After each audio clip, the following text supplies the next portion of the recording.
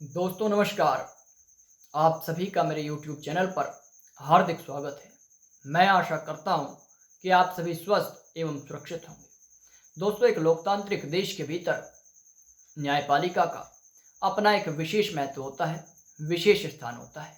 एक जज का कर्तव्य समाज के भीतर न्याय की स्थापना करने का होता है। लोगों को न्याय देना जज का मुख्य कार्य होता है।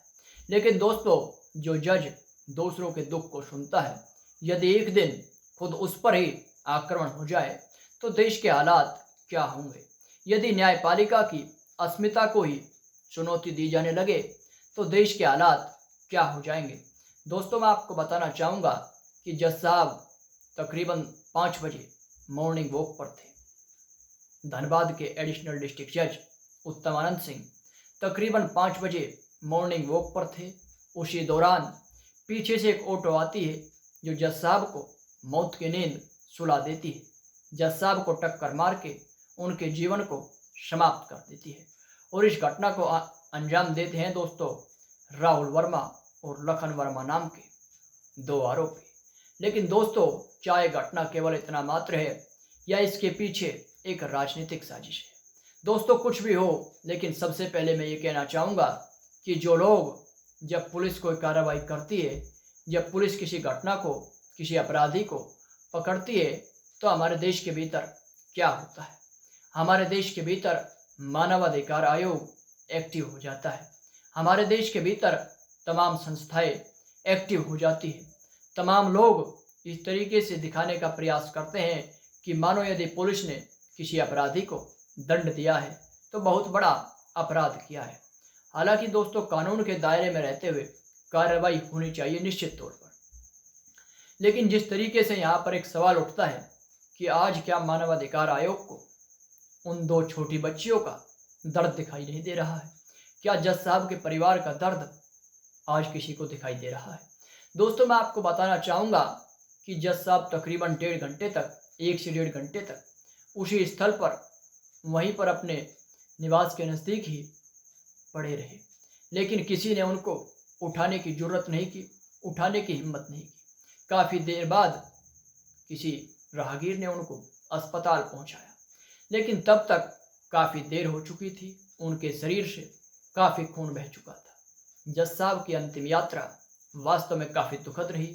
जिन जज साहब ने लोगों को न्याय दिया, आज वो खुद ही अन्याय का शिकार हो गए। ऐसे लोगों ने उनको मौत के घाट उतार दिया, जिनको वास्तव में काफ़ी कठोर दंड मिलना चाहिए। लेकिन देखना ये होगा कि इस पर किस तरीके से राजनीति होती है। दोस्तों, मैं आपको बताना चाहूँगा कि जज साहब तकरीबन 15 हाई प्रोफाइल मामलों की सुनवाई कर रहे थे।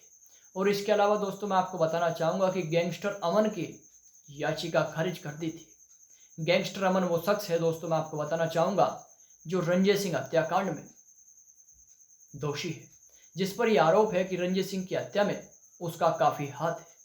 रंजीत सिंह दोस्तों, मैं आपको बताना चाहूँगा, विधायक संजीव सिंह के काफ़ी करीबी माने जाते हैं। झरिया से विधायक, पूर्व विधायक दोस्तों संजीव सिंह के काफ़ी करीबी माने जाते थे दोस्तों, माफ़ कीजिएगा। लेकिन जिस तरीके से ये पूरी घटना हुई, ये वास्तव में न्यायपालिका को, व्यवस्थापिका को, कार्यपालिका को चुनौती है। इसके अलावा दोस्तों, मैं आपको बताना चाहूँगा कि इसके बाद क्या हुआ।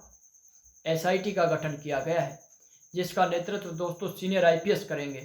संजय लाटकर को दोस्तों इसका नेतृत्व करने के लिए, इस पूरी टीम का एसआईटी की नेतृत्व करने के लिए जिम्मेदारी दी गई है। वास्तव में काफ़ी गंभीर मसला ये है दोस्तों। एक जज की हत्या का मामला नहीं है दोस्तों केवल ये पूरी न्यायपालिका के अपमान का सवाल है। पूरी न्यायपालिका की अस्मिता को ये चुनौती दी गई है। इस पर दोस्तों मैं आपको बताना चाहूँगा कि झारखंड हाईकोर्ट भी काफ़ी तल्ख है।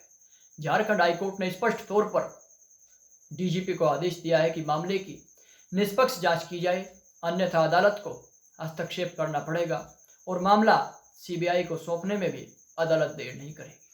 लेकिन दोस्तों, कुछ भी हो, अपराधी अपने कार्य को अंजाम देने में सफल रहे।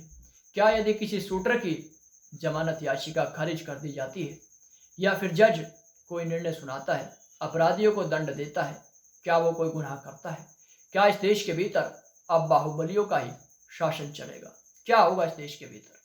दोस्तों, ये बहुत ही गंभीर सवाल है जिसका जवाब हमारे देश के सेकुलर नेताओं को देना चाहिए, जो हर बात पर राजनीति करने के लिए तैयार हो जाते हैं। कार्रवाई होनी चाहिए, जज साहब को न्याय मिलना चाहिए। नमस्कार दोस्तों, वंदे मातरम। मेरे इस वीडियो में इतना ही।